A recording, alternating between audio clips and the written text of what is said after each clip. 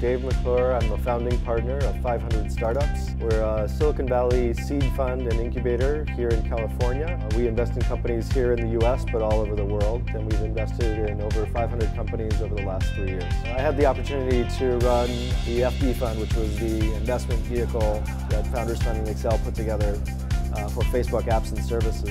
That was really a tremendous gig. I got to invest in about 20 or so companies. One of those companies became Wildfire Interactive. They were acquired by Google last year for about $350 million. Another of the companies became TaskRabbit, which was doing very well. And another one, Lyft, is a competitor to Uber, but also doing very well. So really great opportunity to see a few companies that were run by just a couple of folks, really very basic products at the time, and now have grown to large businesses that many people are using. What's really sort of strange is that in an industry that's been around for 30 to 40 years, an industry that encourages other people to automate and to scale and think big, we don't really do that ourselves very much. And most venture capital firms are not global, they're not scalable, they're not automated. They may manage a large sum of money, but they still probably only make a couple of investments per person per year. And it's not a very innovative or creative or disruptive strategy.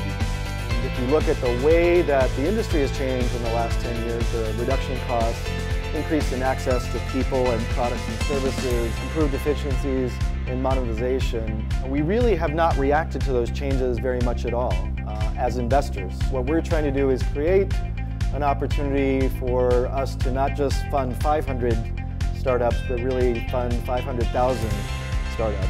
Our guess is there's probably at least 1 million people around the world, maybe 10 million people around the world who can create businesses that might be 10, 20 million in revenue in size. And you have to really start when there isn't really evidence for that being a workable strategy. Sometimes you have to write the checks before you see the talent or before you see the genius emerge. And once you start doing that, you start attracting attention to people, you start figuring out how to do that better. And so I really think that it takes a little bit of a crazy belief for both the investor as well as the entrepreneur to get that started.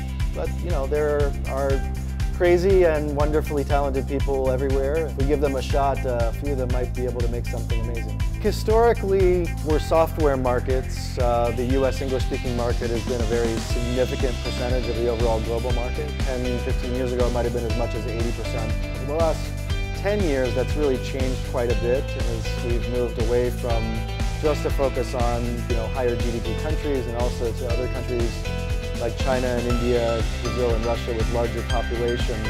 For a lot of those markets, if the entrepreneurs are savvy and thoughtful about their own geography, they can build very successful companies that are competitive with US counterparts. План Б на сайте rbk.ru.